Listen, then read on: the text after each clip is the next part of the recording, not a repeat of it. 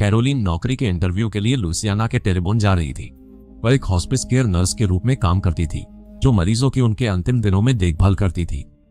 जब वह इंटरव्यू की जगह पर पहुंची तो वह अपने सामने एक विशाल पुरानी हवेली को देखकर हैरान रह गई। वह ल्यूक मार्शल से मिली, जो एक स्थानीय वकील था और हवेली के कानूनी मामलों को देखता था। ल्यूक ने बताया कि घर के मालिक बेन डेवेरो को हाल ही में एक गंभीर स्ट्रोक हुआ था, जिससे वह पूरी तरह से लकवाग्रस्त हो गए थे। उन्हें अब एक फुल टाइम नर्स की तत्काल आवश्यकता थी। यही वजह है कि ल्यूक ने अखबार में नौकरी का विज्ञापन दिया था। ल्यूक ने फिर कैरोलिन का परिचय बेन की पत्नी वायलेट डेवेरो से कराया। वायलेट तुरंत कैरोलिन को काम पर रखने को लेकर असहज दिखी, मुख्य रूप से क्योंकि वह उस इलाके से नहीं थी। वायलेट ने गुस्से में ल्यूक से कहा, यह लड़की इस घर को नहीं समझेगी। ल्यूक ने शांति से जवाब दिया, वायलेट, तुम्हारे व्यवहार के कारण यहाँ कोई नर्स नहीं रह सकती। पिछली नर्स भी इसी कारण से चली गई थी। ल्यूक के कुछ समझाने के बाद वायलेट अनिच्छा से कैरोलिन को काम पर रखने के लिए मान गई। वायलेट के हटते ही कैरोलिन ने ल्यूक से पूछा कि वायलेट की टिप्पणी का क्या मतलब था। ल्यूक ने यह कहकर बात टाल दी कि वायलेट बेन की हालत से बहुत परेशान है और अक्सर ऐसी बातें कह देती है जो वह सच में कहना नहीं चाहती। ल्यूक ने कैरोलिन को उसकी बातों को गंभीरता से न लेने की सलाह दी। ल्यूक ने फिर कैरोलिन का परिचय बेन से कराया। उसने बताया कि बेन को लगभग 1 महीने पहले स्ट्रोक हुआ था, जब वह अटारी में था। हालांकि किसी को ठीक से नहीं पता था कि क्या हुआ था।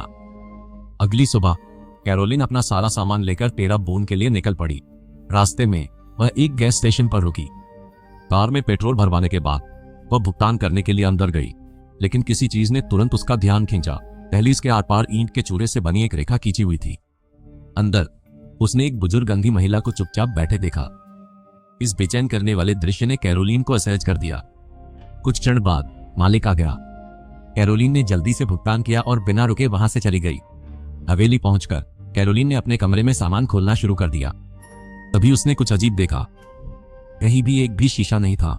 यहां तक कि जिस जगह पर शीशा होना चाहिए था वह भी खाली थी। जब उसने घर में चारों ओर देखा तो उसने महसूस किया कि वहां कोई शीशा नहीं था। थोड़ी देर बाद कैरोलिन बेन के कमरे में गई। वह बिस्तर पर गतीन पड़ा था। जैसे ही वो उसकी जांच करने के लिए पास गई, बेन ने अचानक आश्चर्यजनक ताकत से उसका हाथ पकड़ लिया। उसकी आंखें डर से चौड़ी थीं, जैसे कि वह उसे चेतावनी देने की सख्त कोशिश कर रहा हो, लेकिन अपने लकवे के कारण वह बोल नहीं सकता था। उसी क्षण वायलेट एक सफेद तरल से भरे कप को पकड़े हुए कमरे में दाखिल हुई। उसने कहा कि यह बेन की दवा का समय है, जो हर दिन सुबह 11 बजे और शाम 7 बजे दी जानी थी। दवा लेने के बाद बेन धीरे धीरे फिर से शांत हो गया। फिर वायलेट कैरोलिन को कमरे से बाहर ले गई और उसे घर का दौरा कराने लगी। इस बार वह अधिक शांत लग रही थी। टहलने के दौरान कैरोलिन ने पूछा कि वे वहां कितने समय से रह रहे थे। वायलेट ने जवाब दिया कि वे मूल रूप से सवाना में रहते थे, लेकिन कुछ साल पहले वे एक भाई और बहन से यह हवेली खरीदने के बाद यहां आ गए। मार्टिन ग्रेस, कर्जवश विरासत घर बिका।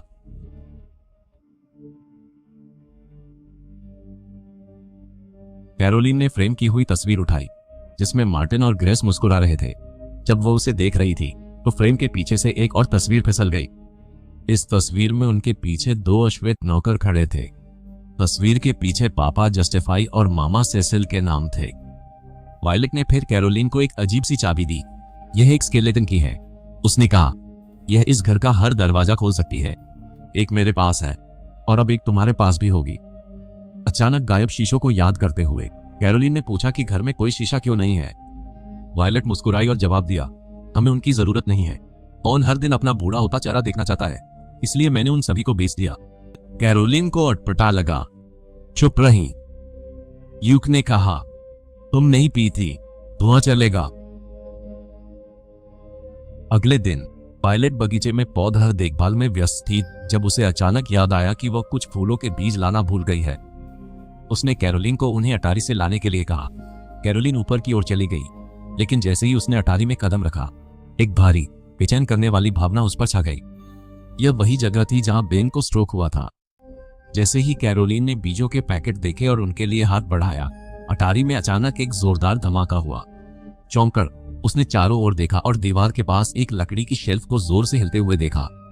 जब वह पास गई तो उसने महसूस किया कि शेल्फ कांप रहा था, क्योंकि उसके पीछे छिपा एक दरवाजा हिल रहा था, जैसे कोई अंदर से उसे खोलने की सख्त कोशिश कर रहा हो। कैरोलिन ने धीरे धीरे दरवाजे के नॉब के लिए हाथ बढ़ाया, लेकिन हिलना तुरंत बंद हो गया। उसने दरवाजा खोलने की कोशिश की, लेकिन वह बंद था। वायलेट द्वारा दी गई स्केलेटन की को याद करते हुए उसने उसे ताले में डाला। उसे आश्चर्य हुआ, दरवाजा नहीं खुला। उसी क्षण वायलेट ने उसे नीचे से आवाज दी। कैरोलीन नीचे गई और उसे बताया, आपने कहा था कि स्केलेटन की हर दरवाजा खोल देती है, लेकिन अटारी का दरवाजा नहीं खुल रहा है। वायलेट के चेहरे पर घबराहट की एक झलक दौड़ गई। उसने जल्दी से जवाब दिया, वह दरवाजा कभी नहीं खुला। जब से हम यहाँ आए हैं यह बंद है। उसने आगे कहा कि बेन को स्ट्रोक उसी कमरे के पास हुआ था। उस रात बाहर तेज बारिश हो रही थी। कैरोलीन सो रही थी जब ऊपर से एक जोरदार धमाके की आवाज ने उसे जगा दिया। चूंकि बेन और वायलेट ऊपर रहते थे, कैरोलीन को डर था कि बेन बिस्तर से गिर गया होगा। वह उसके कमरे की ओर भागी, लेकिन जो उसने देखा उसने उसे डरा दिया। बेन वहां नहीं था। वह पागलों की तरह उसे ढूंढने लगी जब तक कि उसकी नजर खिड़की पर नहीं पड़ी। बाहर मूसलाधार बारिश में बेन शेड की छत पर चढ़ गया था और रेंगकर दूर जाने की कोशिश कर रहा था। इससे पहले कि कैरोलीन कुछ कर पाती, उसने अपना संतुलन खो दिया और जमीन पर गिर गया। कैरोलीन नीचे भागी और बेन के पास पहुंची। उसका चेहरा डर से पीला पड़ गया था। तभी वायलेट आई और चिल्लाई, जल्दी उसकी व्हीलचेयर लाओ। कैरोलीन तुरंत ऊपर बेन के कमरे की ओर भागी। अंदर उसने फर्श पर एक टूटा हुआ गमला देखा। पास में एक चादर पड़ी थी और उस पर गमले की मिट्टी से 2 डरावने शब्द लिखे थे, मेरी मदद करो। कैरोलीन वहीं जम गई। ऐसा लगा जैसे बेन बेतहाशा मदद मांगने की कोशिश कर रहा हो। चुपचाप उसने चादर उठाई, उसे अपने कमरे में छिपा दिया और बेन की मदद करने के लिए बाहर भागी। जैसे ही वो उसके पास पहुंची, बेन ने उसका हाथ फिर से पकड़ लिया, उसे कसकर जकड़ लिया। उसकी आंखें बेचैन और हताश थी, जैसे वह उसे कुछ जरूरी बताने की कोशिश कर रहा हो। अब तक कैरोलीन को यकीन हो गया था कि वायलेट कुछ छिपा रही है और बेन उसे उजागर करने की कोशिश कर रहा है। अगली सुबह ल्यूक को संपत्ति से संबंधित काम के लिए घर आया। कैरोलीन ने उसे पिछली रात हुई हर बात बताई। फिर वह उसे अपने कमरे में ले गई और उसे चादर दिखाई। बेन मुझे कुछ बताने की कोशिश कर रहा है, उसने कहा। उसने एक संदेश भी लिखा है। लेकिन जब कैरोलीन ने चादर खोली तो वह पूरी तरह से साफ थी। संदेश गायब हो गया था। कैरोलीन स्तब्ध और हिल गई थी। तभी वायलेट आई और ल्यूक को बुला कर ले गई। जाने से पहले ल्यूक ने कैरोलीन को अपना विजिटिंग कार्ड दिया और कहा, अगर तुम्हें किसी चीज की जरूरत हो तो मुझे फोन करना। कैरोलीन अब सवालों से भरी थी। उसे यकीन था कि बेन की हालत का सच उस बंद अटारी के कमरे में छिपा है, उसी जगह जहां उसे स्ट्रोक आया था। अगले दिन कैरोलीन वायलेट का ध्यान बचाते हुए सावधानी से अटारी तक गई। वह छिपे हुए दरवाजे पर लॉटी और हेयर पिन का उपयोग करके ताला खोलने की कोशिश की। अचानक उसे लगा कि चाबी के छेद में कुछ फंसा हुआ है। इनका इस्तेमाल करके उसने उसे बाहर निकाला। ये एक और स्केलेटन की का टूटा हुआ टुकड़ा था। फिर उसने अपनी स्केलेटन की ताले में डाली। इस बार दरवाजा तुरंत खुल गया। जैसे ही कैरोलीन ने अंदर कदम रखा, उसकी आंखें सदमे से चौड़ी हो गई। कमरा जादू टोने से जुड़ी अजीब चीजों से भरा हुआ था। जड़ी बूटियों के बंडल, जानवरों की हड्डियां, मोमबत्तियां और एक पुरानी किताब जो काले जादू के बारे में लग रही थी। एक कोने में कई पुरानी रिकॉर्ड डिस्क रखी हुई थी। उनमें से एक ने उसका ध्यान खींचा। उस पर लिखा था, पापा जस्टिफाई, बलिदान का जादू। कैरोलीन ने तुरंत नाम पहचान लिया। पापा जस्टिफाई वही अश्वेत नौकर था जिसे उसने मार्टिन और ग्रेस की तस्वीर के पीछे छिपी तस्वीर में देखा था। पास में कैरोलीन को फर्श पर एक पुरानी अंगूठी मिली जिस पर 3 सांपों के चेहरे उकेरे हुए थे। जैसे ही वह उसकी जांच कर रही थी, वायलेट की आवाज अचानक कमरे के बाहर से गूंजी। चौंककर कैरोलीन ने जल्दी से अंगूठी नीचे रखी, रिकॉर्ड पकड़ा और बाहर भाग गई। लेकिन वायलेट पहले ही अटारी के प्रवेश द्वार पर पहुंच चुकी थी। तेजी से सोचते हुए कैरोलीन एक मेज के पीछे छिप गई। वायलेट ने अटारी में प्रवेश किया, चारों ओर नजर दौड़ाई, लेकिन कैरोलीन को नहीं देखा। एक पल बाद वह मुड़ी और चली गई। जैसे ही वायलेट अटारी से निकली, कैरोलीन मेज के पीछे से बाहर निकली। तभी उसने कुछ परेशान करने वाली चीज देखी। कई शीशे कपड़े से ढके हुए और रखे हुए थे। कैरोलीन को साफ याद था कि वायलेट ने दावा किया था कि उसने सारे शीशे बेच दिए हैं। अगर यह सच होता तो वे अभी भी घर में क्यों छिपे थे? इस झूठ ने कैरोलीन के संदेह को और भी गहरा कर दिया। वायलेट क्या छिपाने की कोशिश कर रही थी? कैरोलीन रिकॉर्ड डिस्क लेकर अटारी से निकल गई। उस शाम वह अपने गृहनगर न्यू ऑर्लियंस वापस चली गई, जो टेराबोन से बहुत दूर नहीं था, और सीधे अपनी दोस्त जिल के घर गई। जब कैरोलीन ने डिस्क चलाई तो काले जादू के भयानक मंत्रों से कमरा भर गया। आवाज बेचैन करने वाली थी। जिल ने ध्यान से सुना, वह स्पष्ट रूप से हिल गई थी और फिर समझ आया, यह हुडू है, एक अलग तरह का जादू। यह यही न्यू ऑर्लियंस में शुरू हुआ था। आज भी लोग इसमें विश्वास करते हैं और इसका अभ्यास करते हैं। फिर जिल ने कुछ महत्वपूर्ण बात जोड़ी। हुडू तभी काम करता है जब आप वास्तव में इसमें विश्वास करते हैं। न मानो, असर नहीं। चाची हुडू मानती, अक्सर तांत्रिका से मिलती। कैरोलिन ने पता पूछा और जिल उसे एक पुरानी लॉन्ड्री की दुकान पर ले गई, यह समझाते हुए कि उसकी चाची वहां हुडू जानकार से मिला करती थी। जिल को धन्यवाद देने के बाद कैरोलिन बंगले में लौट आई। उस रात वह चुपके से छिपे हुए आईनों में से एक लाई और उसे बेन के कमरे में रख दिया। अगली सुबह वायलेट ने आईना देखा और गुस्से से फट पड़ी। उसके हाथ कांप रहे थे जब उसने गुस्से में कैरोलिन को डांटा, उसे फिर कभी ऐसा न करने की चेतावनी दी। लेकिन इस बार कैरोलिन ने चुप रहने से इनकार कर दिया। उसने सीधे वायलेट का सामना किया। मैंने अटारी में वह कमरा खोला जिसके बारे में तुमने कहा था कि वह बंद है। मैंने वहां जो देखा वह परेशान करने वाला था। अगर तुम मुझे सच नहीं बताओगी तो मैं यह नौकरी तुरंत छोड़ दूंगी। वायलेट का चेहरा पीला पड़ गया। एक लंबी चुप्पी के बाद उसने आखिरकार बोलना शुरू किया। उसने बताया कि लगभग 90 साल पहले थॉर्प नाम का एक बैंकर इस घर में रहता था। वह एक क्रूर और बेईमान आदमी था जिसने गरीबों का शोषण करके अपनी दौलत बनाई थी। वह वहां अपने 2 बच्चों और 2 देखभाल करने वालों, पापा जस्टिफाई और मामा सेसिल के साथ रहता था। अटारी का कमरा उनका था। पापा जस्टिफाई और मामा सेसिल साधारण देखभाल करने वाले नहीं थे। वे हुडू के शक्तिशाली जानकार थे और दूसरों की मदद करने के लिए अपने जादू का इस्तेमाल करते थे। पर थॉर्प उन्हें सिर्फ नौकर भर समझता था। वह उन्हें अपमानित करता, सताता और उनके साथ जानवरों जैसा बर्ताव करता था। एक रात थॉर्प ने हवेली में एक भव्य पार्टी का आयोजन किया। शक्तिशाली राजनेता और अमीर मेहमान घर में शराब पीते और जश्न मनाते हुए भर गए। पार्टी के दौरान थॉर्प की पत्नी को एहसास हुआ कि उनके बच्चे गायब हैं। एक घबराहट भरी तलाश शुरू हुई जो सभी को अटारी तक ले गई, जहां उन्होंने पापा जस्टिफाई और मामा सेसिल को एक अनुष्ठान करते हुए पाया। बच्चों ने यह समझाने की कोशिश की कि उन्होंने खुद जस्टिफाई और सेसिल को जादू करने के लिए कहा था, लेकिन थॉर्प और नशे में धुत मेहमानों ने सुनने से इनकार कर दिया। गुस्से में आकर उन्होंने पापा जस्टिफाई और मामा सेसिल को फांसी पर लटका दिया और उन्हें जिंदा जला दिया। उसके बाद क्या हुआ? कैरोलिन ने पूछा। वायलेट ने कहना जारी रखा। जनता के आक्रोश के बावजूद किसी को भी सजा नहीं दी गई। थॉर्प ने मामले को दबाने के लिए अपनी दौलत का इस्तेमाल किया, लेकिन जल्द ही उसका जीवन बिखरने लगा। उसका बैंक बंद हो गया जिससे वह बर्बाद हो गया। कुछ दिनों बाद उसने अपनी पत्नी की हत्या कर दी और फिर अपनी जान ले ली। लोग मानते थे कि पापा जस्टिफाई और मामा सेसिल ने मरने के बाद भी बदला लिया। हालांकि उन्होंने थॉर्प के बच्चों को बख्श दिया जो उस घर को बेचने से पहले कई सालों तक वहीं रहते रहे। वायलेट ने बताया कि अब भी जस्टिफाई और सेसिल की आत्माएं घर के आईनों में दिखाई देती हैं। उसे यकीन इनका दोष उन्हीं का, इसलिए आईना नहीं देखती। वायलेट, पति जैसा हश्र न हो। अगर मैंने तुम्हें यह पहले बताया होता तो तुम कभी नहीं रुकती। अब जब तुम सब कुछ जानती हो, अगर तुम जाना चाहती हो तो मैं तुम्हें नहीं रोकूंगी। कैरोलिन ने शांति से सुना और फिर जवाब दिया, मैं अंधविश्वासों में विश्वास नहीं करती, इसलिए मेरे जाने का कोई सवाल ही नहीं उठता।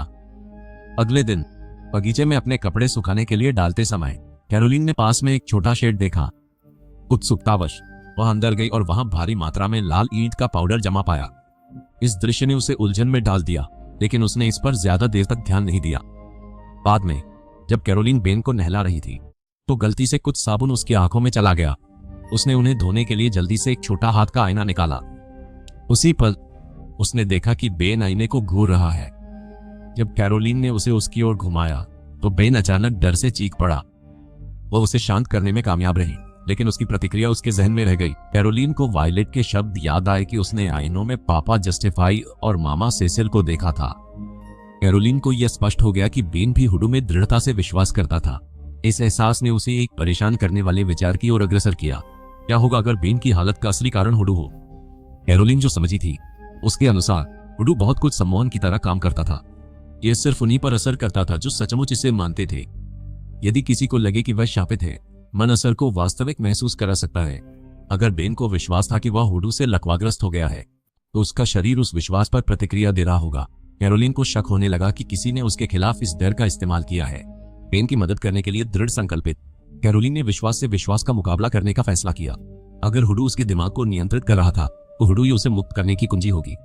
अगले ही दिन वह उस हुडू जानकार के पास गई जिससे जिल की चाची मिला करती थी।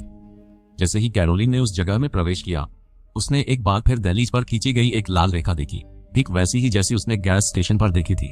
उसने तुरंत महिला से इसके बारे में पूछा। विशेषज्ञ ने समझाया कि यह लाल ईंट पाउडर है जो सुरक्षा के लिए घेरा बनाता है। कोई भी हानिकारक इरादे वाला व्यक्ति इसे पार नहीं कर सकता था और यह भी बता देता था कि किसी का असली दुश्मन कौन है। फिर कैरोलिन ने बेन की हालत के बारे में बताया और अपना सिद्धांत साझा किया कि किसी ने उस पर हुडू का जादू कर दिया है। उसने इसे तोड़ने का एक तरीका पूछा। महिला मदद करने को राजी हुई और कैरोलिन को ऐसा प्रतिमंत्र सिखाया जो किसी व्यक्ति को पहले से लगे हुडू श्राप से मुक्त करता है। उसने कैरोलिन को जरूरी सामग्री दी और अनुष्ठान को ध्यान से समझाया। उस रात कैरोलिन बंगले में लौटी और हुडू सामग्री से भरा कटोरा लेकर चुपचाप बेन के कमरे में दाखिल हुई।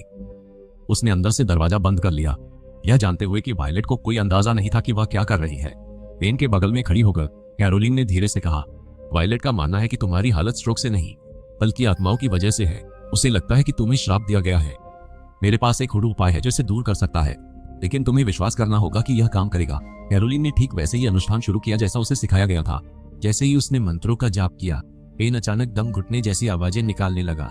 फिर टूटी हुई आवाज में वह पहली बार बोला, कैरोलिन कृपया मेरी मदद करो, मुझे इस घर से बाहर निकालो। वह जवाब दे पाती उससे पहले दरवाजे के बाहर जोरदार धमाके गूंजे। तभी वायलेट अंदर घुसने की कोशिश कर रही थी। कैरोलिन ने उसे अनदेखा किया और बेन के पास झुक आई। मुझे बताओ कि अटारी में क्या हुआ, उसने पूछा। तुम्हें कौन धमका रहा है? बेन ने कमजोरी से आगे की ओर इशारा किया। कैरोलिन मुड़ी और सन्न रह गई। वायलेट वहां खड़ी थी। उसने मास्टर चाबी से दरवाजा खोल लिया था। उसी पल कैरोलिन को सच्चाई समझ में आ गई। बेन आत्माओं से नहीं डरता था, वह वायलेट से डरता था। इसीलिए वह घर से निकलने की गुहार लगा रहा था। वायलेट तुरंत गुस्से से फट पड़ी। तुम दरवाजा बंद करके क्या कर रही थी? उसने डांट कर पूछा। जल्दी सोचकर कैरोलिन बोली, मैं सिर्फ बेन को कहानी ही सुना रही थी। वायलेट ने उसे शक की निगाह से देखा, फिर ठंडे लहजे में कहा, तुम अब जा सकती हो, आज रात मैं खुद बेन का ख्याल रखूंगी। जैसे ही कैरोलिन बाहर निकली, वायलेट ने अंदर से दरवाजा बंद कर दिया। कैरोलिन का दिल बैठ गया। उसे डर था कि वायलेट बेन को नुकसान पहुंचा सकती है, लेकिन फिलहाल वह कुछ नहीं कर सकती थी। अगले दिन कैरोलिन यूक से मिलने गई। अब तक यूक ने अटारी में हर चीज की तस्वीरें ले ली थी। जादू टोने की वस्तुएं, मंत्रों की किताबें, पुराने रिकॉर्ड और बंद कमरे के अंदर छिपे डरावने पुतले। कैरोलिन ने ल्यूक को सभी तस्वीरें दिखाई और दृढ़ता से कहा, वह पूरा कमरा जादू टोने से भरा है। मुझे यकीन है कि वायलेट बेन के साथ कुछ कर रही है। अंधविश्वास।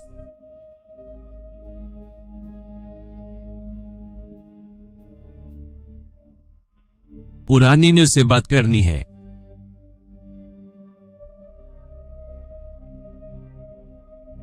ल्यूक उसे पूर्व नर्स हेली से मिलाने ले गया। जब कैरोलिन ने पूछा कि उसने नौकरी क्यों छोड़ी, तो हेली ने बिना किसी हिचकिचाहट के जवाब दिया, वायलेट का व्यवहार बहुत अजीब था। मुझे हमेशा लगता था कि कुछ गड़बड़ है। मुझे तो यह भी शक था कि वह बेन के साथ कुछ कर रही है। यह सुनकर कैरोलिन के शक यकीन में बदल गए। उसे याद आया कि कैसे वायलेट हर दिन बेन को एक सफेद औषधि देती थी, जिसके बाद उसकी हालत और खराब हो जाती थी। उसे याद आया कि कैसे बेन ने बार बार मदद के लिए संकेत देने की कोशिश की थी। धमकाने वाला कौन? कल उसने वायलेट पर इशारा किया। कैरोलिन को अब यकीन हो गया था कि वायलेट हुडू का इस्तेमाल करके धीरे धीरे बेन को मार रही थी, और यह इतनी सावधानी से कर रही थी कि कोई भी उस पर कभी शक नहीं करेगा। वापस जाते समय कैरोलिन ने ल्यूक से कहा कि वह उसी रात बेन को लेकर घर छोड़ने के लिए दृढ़ है। ल्यूक घबरा गया। तुम अंधविश्वास के आधार पर एक आदमी का अपहरण करने की बात कर रही हो, उसने चेतावनी दी। क्या तुम्हें अंदाजा है कि इससे कितनी बड़ी मुसीबत हो सकती है? कुछ ही देर बाद वे उसी गैस स्टेशन से गुजरे जहां कैरोलिन ने पहली बार लाल ईंट का पाउडर देखा था। कैरोलिन ने ल्यूक को रुकने के लिए कहा। अंदर उन्हें वही अंधी बूढ़ी औरत चुपचाप बैठी मिली। कैरोलिन ने उससे सीधे पूछा, क्या आप पापा जस्टिफाई के बलिदान के जादू के बारे में कुछ जानती हैं? उस महिला का चेहरा पीला पड़ गया। उसकी आवाज कांप रही थी जब उसने कहा, वह नाम मत लो लड़की। फिर उसने समझाया कि बलिदान का जादू एक शक्तिशाली और निषिद्ध हुडू अनुष्ठान था। ऐसा माना जाता था कि यह किसी दूसरे की बलि देकर एक व्यक्ति के जीवन को बढ़ाता है। किंवदंती के अनुसार इसे स्वयं पापा जस्टिफाई ने बनाया था, लेकिन इससे पहले कि वे इसका इस्तेमाल कर पाते, उनकी और उनकी पत्नी की हत्या कर दी गई। सब कुछ साफ हो गया। कैरोलिन को एहसास हुआ कि वायलेट अपनी जिंदगी लंबी करने के लिए बेन की बलि देने की योजना बना रही थी। कैरोलिन उस रात बेन के साथ हवेली से भागने के लिए पहले से कहीं ज्यादा दृढ़ थी। यूक ने उसे एक बार फिर रोकने की कोशिश की, लेकिन उसने पीछे हटने से इनकार कर दिया। यूक झुका, ठीक, पर वायलेट बेन नुकसान सबूत चाहिए।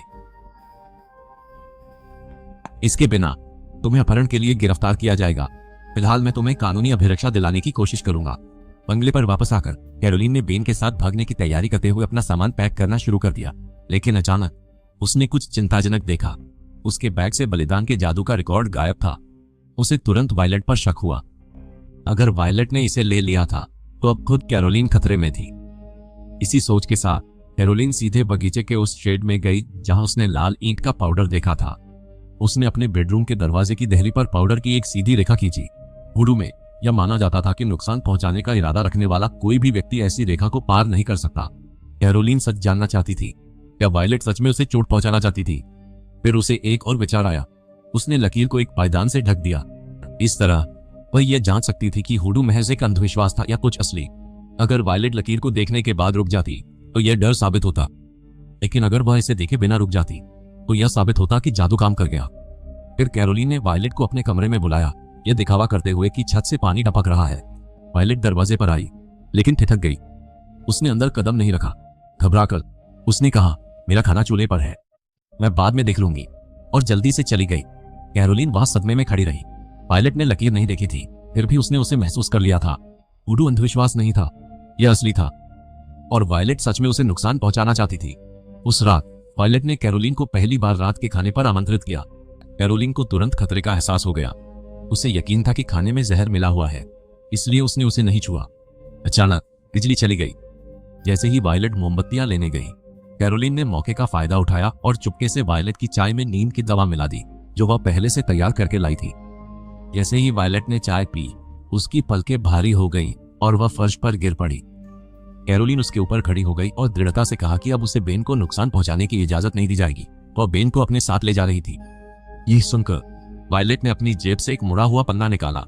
उस पर एक अजीब जादुई चित्र बना हुआ था। कमजोर लेकिन हताश, वायलेट ने अपने चारों ओर फर्श पर प्रतीकों को खींचने की कोशिश की। कैरोलिन ने जल्दी से पन्ना छीन लिया। उस पर लिखा था, सर्वोच्च सुरक्षा का जादू।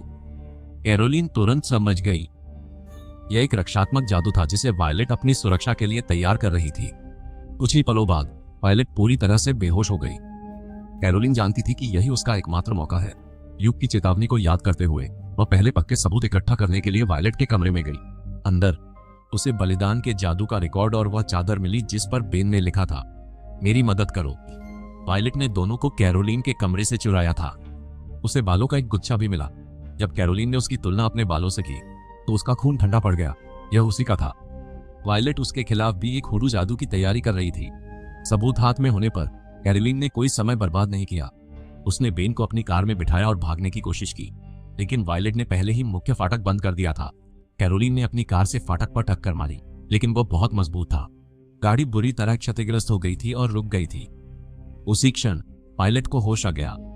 गुस्से में अंधी होकर उसने एक बंदूक उठाई और कैरोलिन की तलाश में बाहर भागी। तुरंत सूझबूझ से कैरोलिन ने बेन को बगीचे के शेड के अंदर छिपा दिया। फिर वह बाहर निकलने का रास्ता खोजते हुए बेतहाशा भागी। तभी उसने बंगले के पीछे तालाब देखा। किनारे के पास एक छोटी नाव बंधी हुई थी। कोई और चारा न होने पर कैरोलिन नाव में चढ़ गई और पानी के रास्ते भाग गई। कुछ समय बाद हांफती और कांपती हुई कैरोलिन ल्यूक के पास पहुंची और उसे जो कुछ हुआ था सब बता दिया। उसने जल्दी से कहा, मैंने बेन को बंगले में छिपा दिया है। हमें पुलिस को बुलाकर उसे तुरंत बाहर निकालना होगा, इससे पहले कि वह कुछ और कह पाती। ल्यूक का फोन बजा। यह वायलेट थी। ल्यूक ने कैरोलिन को चुप रहने का इशारा किया और फुसफुसाया, मैं कॉल रिकॉर्ड कर रहा हूं, यह हमारा सबूत हो सकता है। फिर वह बातचीत जारी रखने के लिए दूसरे कमरे में चला गया। कैरोलिन बेचैनी से इंतजार कर रही थी। जब वह वहां बैठी थी तो एक ग्रामोफोन पर एक पुराना गाना बजने लगा जिसे उसने वायलेट के घर पर कई बार सुना था। आवाज से खिंची हुई कैरोलिन पास गई और पास ही ल्यूक की मेज देखी। उस पर कानून की कई किताबें थीं, लेकिन वे सभी शुरुआती स्तर की थीं। उसे बेचैनी महसूस हुई। इतने अनुभवी वकील को इतनी बुनियादी किताबों की जरूरत क्यों पड़ेगी? फिर उसने किताबों के नीचे तस्वीरें देखी। वे सब उसी की थीं। तस्वीरें अलग अलग जगहों और समय पर ली गई थीं। ल्यूक से मिलने से बहुत पहले उसकी रीढ़ में सिहरन दौड़ गई। ल्यूक उसे बहुत लंबे समय से देख रहा था। जब उसने एक खुली दराज देखी तो उसका डर और गहरा हो गया। अंदर उसे वही 3 सिर वाली सांप की अंगूठी मिली जो उसने अटारी में देखी थी। उसके बगल में एक मास्टर चाबी पड़ी थी, जिसका टूटा हुआ टुकड़ा उसने पहले अटारी के दरवाजे से निकाला था। उस पर सब कुछ साफ हो गया। ल्यूक निर्दोष नहीं था, वह वायलेट के साथ काम कर रहा था। कैरोलिन का बंगले पर आना कोई संयोग नहीं था, यह एक सोची समझी साजिश का हिस्सा था। ल्यूक ने उसका नाम अखबार के विज्ञापन में देखा था, उसका पीछा किया था, उसके जीवन का अध्ययन किया था और उसके बारे में जानकारी इकट्ठा की थी। उस जानकारी के आधार पर वायलेट ने कैरोलिन को उनके मिलने से बहुत पहले ही चुन लिया था और अब कैरोलिन को भयानक सच्चाई समझ में आ गई थी। बेन कभी बली नहीं था, वह थी। खतरे को भांपकर कैरोलिन भागने के लिए मुड़ी, लेकिन बहुत देर हो चुकी थी। ल्यूक उसके पीछे आया और उसकी गर्दन के चारों ओर एक पतला तार लपेट दिया। बेहोश होने से पहले कैरोलिन ने थोड़ी देर संघर्ष किया। जब उसकी आंख खुली तो वह एक चलती हुई कार में थी। उसके हाथ बंधे हुए थे और मुंह पर पट्टी बंधी थी। ल्यूक गाड़ी चला रहा था, उसे वायलेट के बंगले पर वापस ले जा रहा था। कैरोलिन अब वायलेट और ल्यूक के जानलेवा जाल में फंस चुकी थी। जब वे बंगले पर पहुंचे तो ल्यूक कैरोलिन को घसीटकर अंदर ले गया। वायलेट ने तुरंत उसे बताया कि कैरोलिन ने बेन को परिसर में कहीं छिपा दिया है। यह सुनकर ल्यूक ने अपनी बंदूक उठाई और चिल्लाया, बेन कहाँ है? बोलो वरना मारूंगा। मरनासन कैरोलिन चुप। उसकी आंखें धीरे धीरे उसके बेडरूम की ओर गईं, वही जगह जहां उसने दरवाजे पर लाल ईंट के पाउडर की एक लकीर खींची थी। उसे तुरंत एक विचार आया। तापती हुई आवाज में कैरोलिन ने कहा, बेन बगीचे के शेड में है, मैंने उसे वही छिपाया है। वायलेट बेन को लाने के लिए शेड की ओर भागी। मरने से पहले पापा की आखिरी फोटो कमरे में प्लीज। बार बार अनुरोध करने के बाद ल्यूक अनिच्छा से सहमत हो गया और हाथ में बंदूक लेकर उसके पीछे पीछे गया। जैसे ही वे दरवाजे पर पहुंचे, कैरोलिन ने अचानक ल्यूक को पीछे धकेल दिया, कमरे में घुस गई और दरवाजा जोर से बंद कर दिया। ल्यूक ने पीछा करने की कोशिश की, लेकिन वह दहलीज पार नहीं कर सका। ईंट के पाउडर की लकीर ने उसे वहीं रोक दिया। बिना किसी हिचकिचाहट के कैरोलिन ने खिड़की तोड़ दी और बाहर कूद गई। कांच टूटने की आवाज सुनकर ल्यूक को एहसास हुआ कि वह भाग गई है। वह बाहर भागा और उसे पकड़ लिया, लेकिन कैरोलिन ने टूटे हुए कांच के एक टुकड़े से अपने बंधन काटकर खुद को जल्दी से आजाद कर लिया। ल्यूक फिर से पास आया, लेकिन कैरोलिन उसके पास से फिसलकर निकल गई और घर में फिर से घुस गई। तेजी से चलते हुए उसने अलमारी से ईंट का पाउडर उठाया और उसे हर दरवाजे पर फैलाना शुरू कर दिया, ताकि वायलेट और ल्यूक को बाहर रखने के लिए बाधाएं बनाई जा सके। लेकिन उसका बचना अभी खत्म नहीं हुआ था। जैसे ही कैरोलिन ऊपरी मंजिल पर पहुंची, वायलेट अचानक दूसरे दरवाजे से प्रकट हुई। बिना किसी चेतावनी के उसने सीधे कैरोलिन की आंखों में हुडू पाउडर फेंक दिया। अंधी और दिशाहीन होकर कैरोलिन लड़खड़ा गई। वायलेट ने उस पर झपट्टा मारा, लेकिन कैरोलिन ने अपनी पूरी ताकत से उसका मुकाबला किया और वायलेट को दूर धकेल दिया। वायलेट जोर से सीढ़ियों से नीचे गिर गई। टक्कर से उसके दोनों पैर टूट गए। जब ल्यूक ने वायलेट को घायल देखा तो वह डर से चीख उठा, लेकिन वह असहाय था। ईंट के पाउडर की एक लकीर ने उसे उससे अलग कर दिया था। कैरोलिन की आंखों में पाउडर से नजर धुंधली हुई, फिर भी उसने खुद को केंद्रित रहने को मजबूर किया। पास में एक फोन देखकर उसने जल्दी से पुलिस को फोन किया, उन्हें अपना पता दिया और उनसे तुरंत आने की गुहार लगाई। फिर उसने जिल को फोन किया और रोते हुए कहा, जिल, खतरा। बोलते बोलते लाइन कटी। वायलेट ऊपर, लाइन काटी। फर्श पर खुद को घसीटते हुए वायलेट कैरोलिन की ओर रेंगने लगी। घबराकर कैरोलिन अटारी की ओर भागी। वाह, उसने छिपे हुए कमरे को खुला देखा। अंदर मोमबत्तियां जल रही थी। सब कुछ तैयार कर लिया गया था। वायलेट ने उसी रात कैरोलिन की बलि देने की योजना बनाई थी। अचानक कैरोलिन को वह पन्ना याद आया जो उसने वायलेट से लिया था, जिसमें सुरक्षा मंत्र के निर्देश थे। सारी सामग्री पहले से ही मौजूद थी। हताश होकर कैरोलिन ने उन्हें इकट्ठा किया और अपने चारों ओर एक सुरक्षा घेरा बनाया। कुछ ही पलों बाद वायलेट रेंगते हुए कमरे में पहुंची। एक खंजर पकड़कर कैरोलिन ने कांपती हुई आवाज में कहा, मैंने अपनी रक्षा के लिए तुम्हारे ही जादू का इस्तेमाल किया है, अब तुम मुझे छू नहीं सकती। वायलेट ठाका मारकर हंस पड़ी। मूर्ख लड़की, उसने कहा, वह घेरा सुरक्षा के लिए नहीं है, यह एक जेल है। वायलेट ने समझाया कि वह मंत्र कभी भी कैरोलिन की रक्षा के लिए नहीं था, उसे फंसाने के लिए बनाया गया था। वायलेट ने जानबूझकर इसे पहले बनाने का नाटक किया था, यह जानते हुए कि कैरोलिन इसकी नकल करेगी और खुद को कैद कर लेगी। कैरोलिन सदमे में जड़वत खड़ी रही। वायलेट ने कहना जारी रखा, तुमने वह मंत्र खुद बनाया है, इसका मतलब है कि अब तुम हुडू में विश्वास करती हो और हमें बस विश्वास की ही जरूरत थी। अचानक पापा जस्टिफाई के मंत्र जोर जोर से बजने लगे। ल्यूक ने रिकॉर्डिंग शुरू कर दी थी। कैरोलिन को सच्चाई का एहसास हुआ, वे उस पर बलि का अनुष्ठान करने वाले थे। घबराकर वो बार बार खुद से फुसफुसाई, मैं हुडू में विश्वास नहीं करती, मैं इसमें विश्वास नहीं करती। वायलेट व्यंग्य से मुस्कुराई, नहीं कैरोलिन, यकीन है, वरना घेरा छोड़ती। हिल न सकी।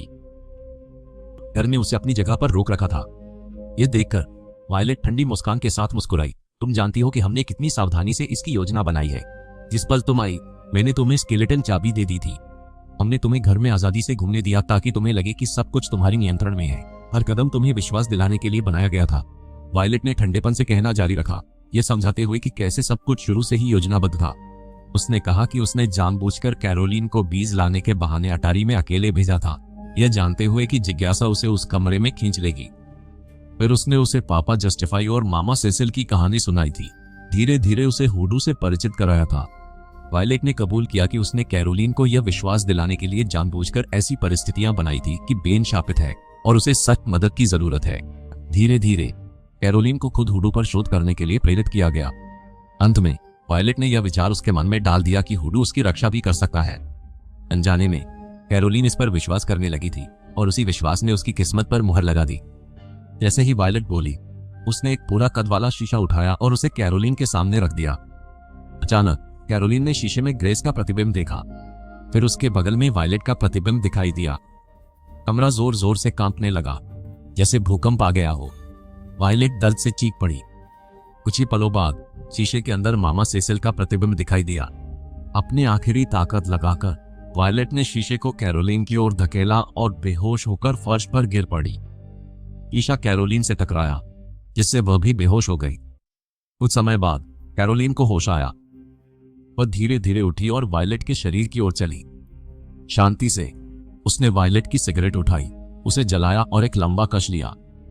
तभी ल्यूक कमरे में दाखिल हुआ। उसने कैरोलिन की ओर देखा और पूछा, सेसिल, तुम ठीक तो हो? कैरोलिन ने शांति से जवाब दिया, मैं बिल्कुल ठीक हूं जस्टिफाई। उसी पल भयानक सच्चाई सामने आ गई। जिस आदमी को सब ल्यूक समझ रहे थे, उसमें असल में पापा जस्टिफाई की आत्मा थी, और जिस महिला को सब वायलेट समझ रहे थे, उस पर मामा सेसिल का कब्जा था।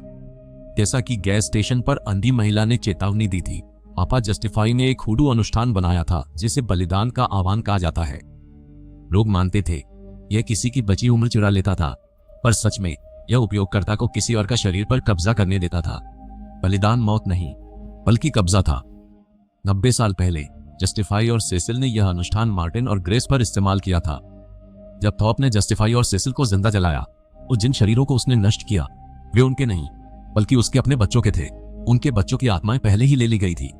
इस बात की संभावना है कि थॉप के पतन और मृत्यु के लिए जस्टिफाई और सेसिल भी जिम्मेदार थे। वे दशकों तक मार्टिन और ग्रेस के शरीर में रहे। जब वे शरीर बूढ़े होने लगे तो उन्होंने नए शिकारों की तलाश शुरू कर दी। 1962 में युवा बेन और वायलेट ने घर खरीदा और जस्टिफाई और सेसिल ने उनके शरीरों पर कब्जा कर लिया। सालों बाद जब बेन और वायलेट भी बूढ़े हो गए तो जस्टिफाई ने फिर से देह बदल ली, इस बार ल्यूक नाम के एक युवा वकील के शरीर में। इससे सब कुछ साफ हो गया। जिस आदमी को कैरोलिन बेन समझ रही थी, वह असल में ल्यूक की आत्मा थी जो बेन के बूढ़े शरीर में फंसी हुई थी। इसीलिए बेन अपना प्रतिबिंब देखकर घबरा गया था। वह किसी भूत से नहीं डरा था, बल्कि खुद को पहली बार बूढ़ा देखने के सदमे से डरा था। इस बीच सेसिल ने कैरोलिन के युवा शरीर पर कब्जा कर लिया था। यह उनकी अमरता का रास्ता था। कुछ ही पलों बाद कैरोलिन, जो अब वायलेट के टूटे हुए शरीर के अंदर फंसी हुई थी, को होश आया। वह अपने घायल अंगों और अपने बूढ़े प्रतिबिंब को देखकर दर्द से तड़प रही थी।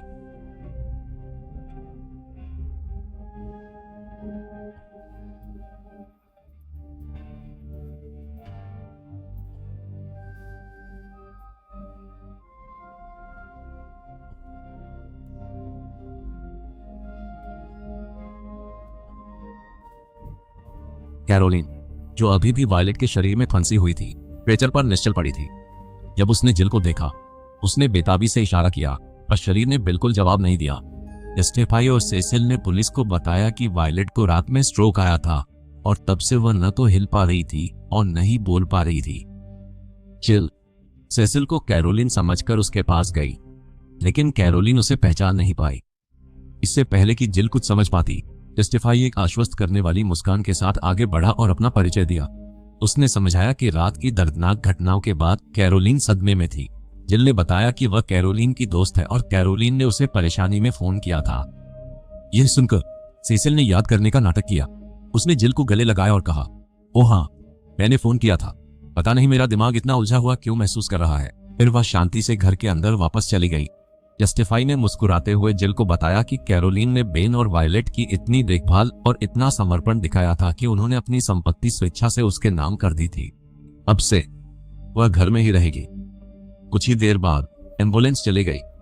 अंदर कैरोलिन और ल्यूक थे, जो अब हमेशा के लिए वायलेट और बेन के शरीर में कैद हो गए थे। जैसे ही गाड़ी आगे बढ़ी, वे बेपसी से एक दूसरे को देखते रहे, चुपचाप इस क्रूर सच्चाई को स्वीकार करते हुए। वे घर से तो बच निकले थे, लेकिन मौत से भी बदतर अंजाम से नहीं। भले ही दवा का असर अंततः खत्म हो जाए और उन्हें बोलने की क्षमता वापस मिल जाए, कोई भी कभी उनकी कहानी पर विश्वास नहीं करेगा। दोस्तों, अगर आपको यह वीडियो पसंद आया और आप इसे देखते हुए कहानी में खो गए, तो कृपया हमारा समर्थन करने के लिए सब्सक्राइब करें, ताकि हम आपके लिए ऐसे और वीडियो लाते रहें। देखने के लिए धन्यवाद।